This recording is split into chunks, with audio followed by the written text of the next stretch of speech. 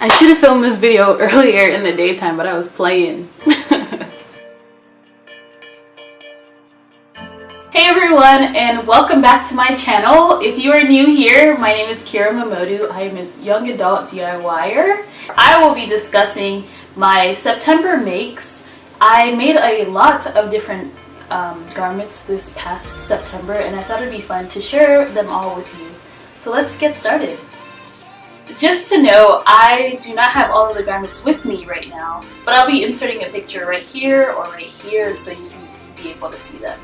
Okay, so the first garment that I made, I never really go in chronological order on my vlog with me making the outfit and then taking pictures and then posting it. I kind of do it on basically whenever I feel like doing it, or whichever one excites me the most, I post right away.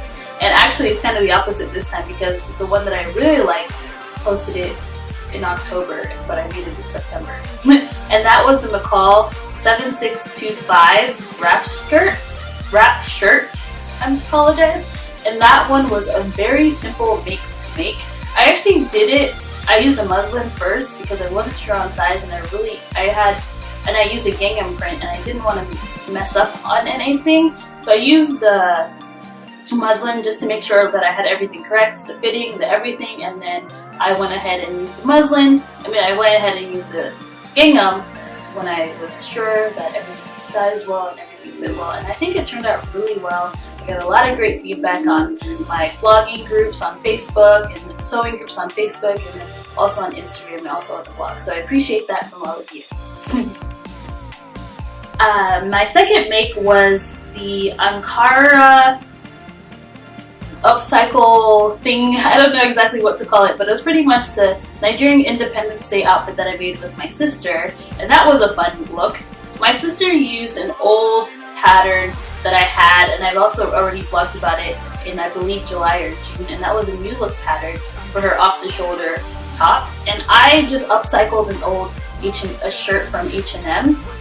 I was inspired by, I don't remember the person's name, but I'll insert it right here on Instagram. I really liked how she used Ankara print, or her company used Ankara print with just basic polo shirts, and I really wanted to do that. Didn't want to pay the price, so I just made it myself. And I think I did a great job. I added the sleeves to it, and I added this band area right here with the Ankara print, and I think it seems like a very simple thing to make, but it's actually a challenge. Replacing a huge section with the Ankara print was a struggle for me because that was the first time of me like really upcycling something like that.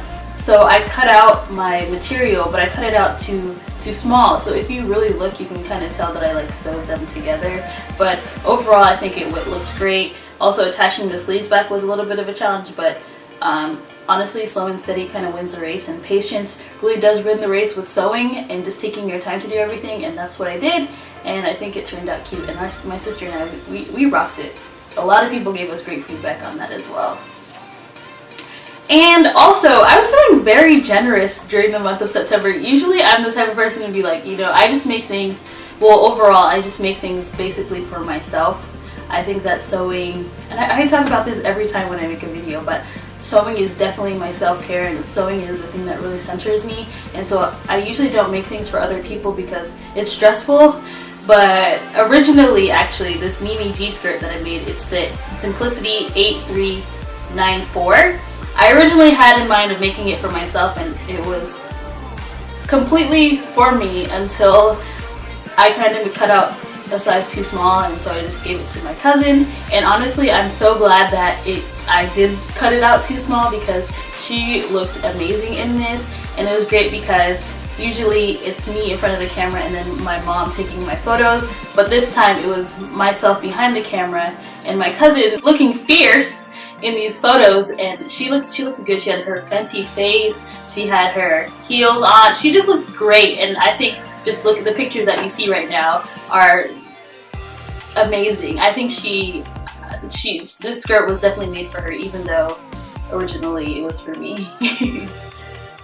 Okay, so the next skirt that I also made was a McCall skirt. It was a wrap skirt, and that skirt caught a lot of people. People were just like, on Instagram specifically, a lot of people loved that skirt, and I I'm so happy people did, because I bought that fabric originally. I bought the fabric from, well, I bought the plaid fabric from Joann Fabrics, and when I was with my sister, and she was like, Khira, no, this looks dumb. Don't use this fabric. It's gonna look like grandma-y. And honestly, like, I was going for grandma chic, and I think I really pulled off the grandma chic look with the plaid, or like schoolgirl look with the plaid, and I was really happy with it. And even when I was walking around, people were like, oh, that's such a cute skirt. And I'm just like, thank you, I made it. And another skirt that, well, another make that I made was the bodysuit by Madeline, the Madeline bodysuit, which was Simplicity 8435. And that bodysuit was, it was a fun bodysuit to make. It was very, well, I'm just trying to think about my challenges with it. The fabric that I used, I bought it in Thailand. It was just kind of like just a stretch material jersey-ish fabric. If I were to make this pattern again, I would definitely use more of like a lightweight knit with a lot of stretch to it. I think that would make it look better. I love the turnout of the bodysuit. I thought the most challenging part was making the plackets.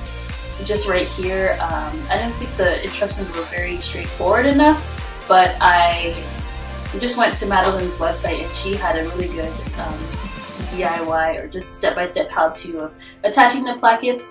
Also, having the snaps at the bottom, I also, if I were to redo this project, I would remove the snaps from the bottom, because it gets uncomfortable after a while just walking around and feeling the snaps. But overall, I really enjoyed the makes that I have so far published for the month of September. I have 2 more things that I've been talking to you about. If you watch my seamstress tag, you would know. If you haven't, you should go watch it. But I have 2 more makes coming out this month, the month of October, that I had made in September.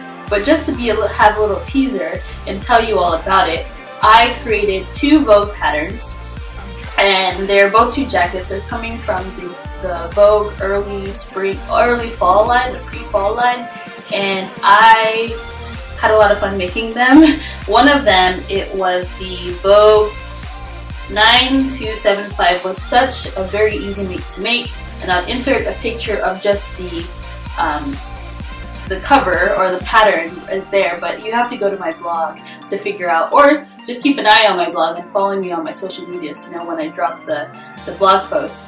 And also, I also made the Vogue 1263, and this pattern was definitely a challenge. This jacket was definitely a challenge, but it was fun. I had never made welt pockets before, and I had welt pockets for this one. It was just a good challenge. It was a lot.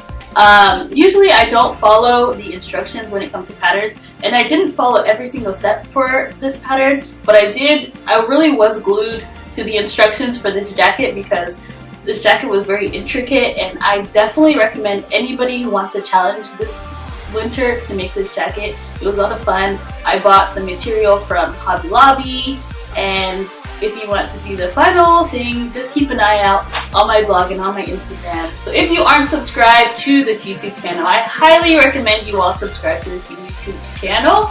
I love to see all my new subscribers, and I thank you all. We hit 100 subscribers, which is very small to some people, but hey, I'm new and I'm really excited to continue on this journey. So if you would like to continue on this journey with me, click that red subscribe button, and I'll see you on the next video.